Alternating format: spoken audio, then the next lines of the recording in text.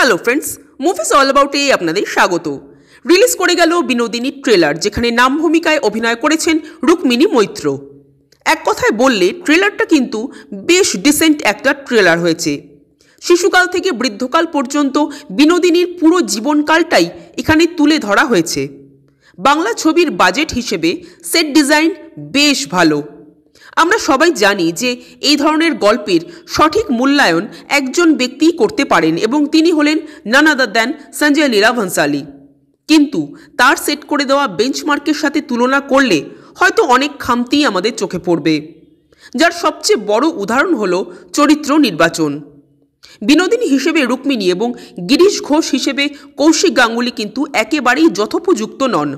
যদিও কৌশিক গাঙ্গুলি একজন স্ট্রং অভিনেতা এবং নিজের অভিনয় দক্ষতা দিয়ে তিনি চরিত্রটির সাথে ন্যায় বিচার করবেন সেই আশ্বাস আছে। কিন্তু রুক্মিণীর কাছে যেতেই মেন গড়বড়টা শুরু হচ্ছে। দেখুন, রুক্মিণী একজন গ্ল্যামারাস নায়িকা, তাতে কোনো সন্দেহ নেই, কিন্তু তার সৌন্দর্যের মধ্যে ওয়েস্টার্ন কালচারের প্রভাবটাই বেশি, যার ফলে কিছু কিছু দৃশ্যে তাকে খুব কাটখাট লাগছে। যদিও মেকআপ ম্যানের পারদর্শিতায় রুক্মিণীকে এক এক জায়গায় কিন্তু দেখতে খুবই সুন্দর লাগছে, কিন্তু বিনোদিনী হিসেবে যে ছবি ইতিহাসের পাতা থেকে উঠে আসে সেই ছবির সাথে রুক্মিণী কি আদৌ ম্যাচ করছেন?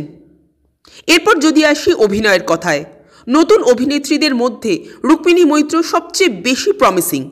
প্রত্যেক মুভিতে তিনি নিজেকে প্রমাণ করার চেষ্টা করে থাকেন, যার সবচেয়ে বড় উদাহরণ বুমেরাং ও টেক্কা।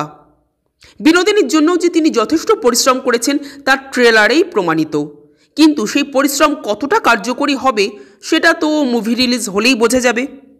কারণ ফেশিয়াল এক্সপ্রেশনে তিনি যতটা খেটেছেন, বাংলা ভাষার প্রয়োগ নিয়েও যদি ততটাই খাটতেন তবে হয়তো আরেকটু বেটার হতো। তার কথার টান অন্যান্য ছবির ক্ষেত্রে চলনসই হলেও বিনোদিনীর মতো একটা মুভির ক্ষেত্রে ঠিক কতটা চলনসই, এসব প্রশ্নের উত্তর পাওয়া যাবে মুভি রিলিজ হলেই। তবে এখনও পর্যন্ত এই মুভির সবচেয়ে বড় পজিটিভ পয়েন্ট হয়ে দেখা দিচ্ছে দুটো জিনিস। এক, এই মুভির গান ও বিজিএম, যা মুভির এক একটা সিনকে এনহ্যান্স করেছে। আর দুই, মির। ইয়েস, ট্রেলারে যতটুকু দেখা যাচ্ছে তাতেই বোঝা যাচ্ছে যে মিরের খুব স্ট্রং একটা পারফরমেন্স আমরা এই মুভিতে পেতে চলেছি, কারণ ট্রেলারে মিরকে জাস্ট দুর্দান্ত লাগছে। তো ওভারঅল আমার এই ট্রেলারটা একটা ভালো ট্রেলার মনে হলো। আপনাদের কেমন লেগেছে কমেন্ট করে জানাবেন, আর আমাদের ভিডিও ভালো লেগে থাকলে প্লিজ লাইক, শেয়ার ও সাবস্ক্রাইব করতে ভুলবেন না। Thank you.